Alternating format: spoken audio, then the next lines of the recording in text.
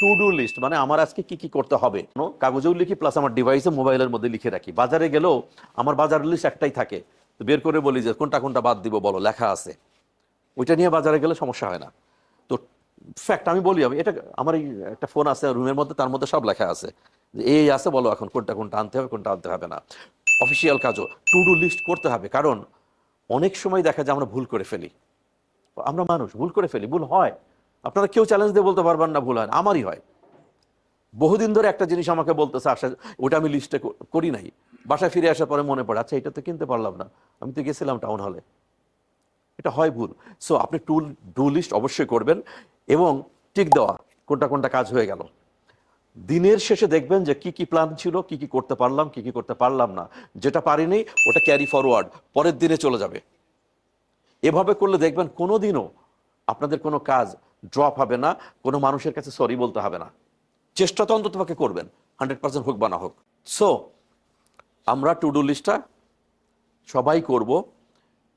এইটা যদি আপনি না করেন আর আমাকে দোষ দেন যে ট্রেনার কি শেখাই গেল, আসলে হয়তো নতুন কোনো কিছুই শেখাচ্ছি না, এই শব্দগুলো আপনাদের কাছে খুবই কমন, বাট স্ট্রাকচারালি আমি বলে যাচ্ছি। বগুড়া আসার সময় বগুড়াতে আমার কোনো কাজ আছে কিনা, বগুড়াতে কালকে আমি দুজনের সঙ্গে টেলিফোন করেছি যে আমি আসছি বগুড়ায়, কারণ আমি 20-25 বছর পরে বগুড়াতে আসছি। মানে আরও যা যা কাজ আছে সব লিস্ট করা আছে বগুড়াতে, বা ঢাকাতেও এক জায়গার থেকে আরেক জায়গায়, আমি হয়তো ধানমন্ডি থেকে গুলশানে যাব, আচ্ছা গুলশানে আমার কি কি কাজ, কাজের লিস্টের পাশাপাশি কোনো মানুষের সঙ্গে কোনো প্রতিষ্ঠানে কি কি হতে পারে, এটা আগের থেকে একটা প্রস্তুতি। এবং যে মানুষের কাছে যাচ্ছি, হয়তো অ্যাপয়েন্টমেন্ট আছে যে আগামী, আজকে 6 তারিখ, 9 তারিখে এই সময়ে যার কাছে যাচ্ছি, বাসার থেকে স্টার্ট করার আগে একটা টেলিফোন করা টাইম ম্যানেজমেন্টের জন্য।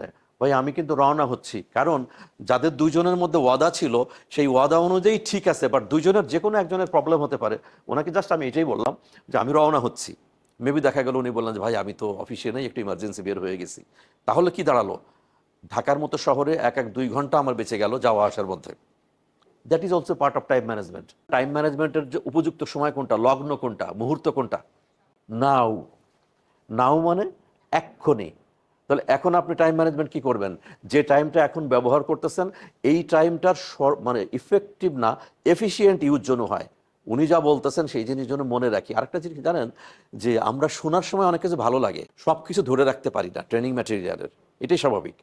ছোট্ট ছোট্ট করে দু একটা শব্দ আপনার মতো করে বাংলা, ইংরেজি, আরবিতে আপনি লিখতে পারেন, বাট আপনি যা শুনছেন সেই জিনিসটা উপলব্ধি করে জাস্ট নোট করলেন, রাতে বেলা দেখলেন, মাঝে মাঝে দেখলে হবে কি, মনে পড়বে। আমাদের কারোরই মন এমন না যে সে আমাদেরকে মনে করায় দিবে। ডিভাইসগুলোর মধ্যে এটা রিমাইন্ডার সেটিং আছে, অ্যালার্মও আছে কিছু কিছু যারা আমাকে একটু অ্যালার্ম দিয়ে দেয়। ব্লকিং ডিস্ট্রাকশনস, আমরা ডিস্ট্রাকশনের মধ্যে দেখলাম পেপার পড়া, ইলেকট্রনিক গেজেট বা মোবাইল নিয়ে থাকা মানুষ, তারপরে আর কি কি জন্য দেখলাম।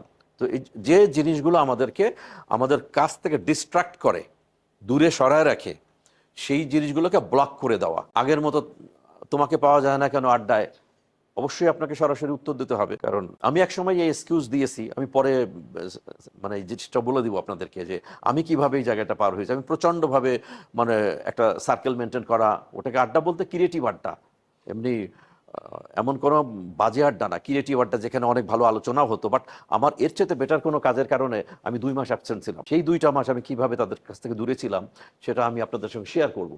ইউ হ্যাভ টু, আপনাকে মোবাইল যে রুমে থাকবে আপনি অন্য অন্য রুমে থাকবেন।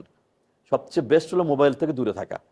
মোবাইল আপনার থেকে দূরে থাকবে না, কিন্তু আপনাকে মোবাইল থেকে দূরে চলে যেতে হবে, মানুষ থেকে দূরে যেতে হবে।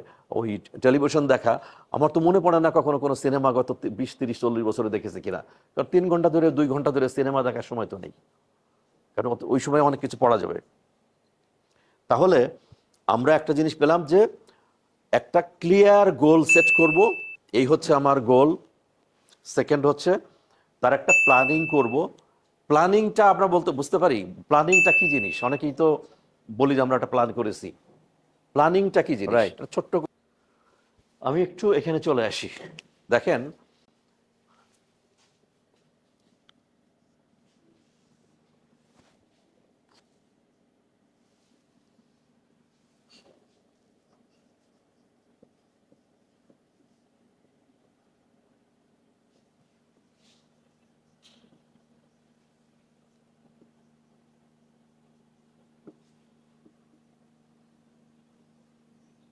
আমি কোথায় আছি, আমি কোথায় যাব। প্ল্যানিং হচ্ছে একটা মেন্টাল প্রসেস। এই যে প্রসেসর আছে না আমাদের ভিতরে, এই প্রসেসরে কাজ করে মেন্টাল প্রসেস। ব্রিজিং, ব্রিজিং মানে ওখানে দেখেন একটা ব্রিজ আছে না, এইখান থেকে ওই জায়গায় চলে গেছি। ব্রিজিং বিটুইন, বিটুইন দুইটার মাঝে, হোয়ার আই অ্যাম, আমি কই আছি, আমি কোথায় যাব। এখন আমি একটা কোম্পানি জিএম হতে চাই, আমি এখন এক্সিকিউটিভ অথবা রিজনাল ম্যানেজার বা ডিভিশনাল ম্যানেজার, তাহলে আমি আছি কোথায়, আমি ডিভিশনাল ম্যানেজার, আমি হতে চাই কি জিএম, তাহলে হেয়ার আই অ্যাম আর there I want to go, এই হলো একটা কথা। এর মধ্যে অনেকগুলো কথা আছে, কত সময়ে আমি যাব, কত বছর লাগবে যেতে, 5 বছর না 7 বছর কি 10 বছর, যেতে গেলে আমার কি কি দক্ষতা লাগবে, আমার কি কি দক্ষতা আছে, কি কি যোগ্যতা আছে, আর কি কি যোগ্যতা আমাকে অর্জন করতে হবে।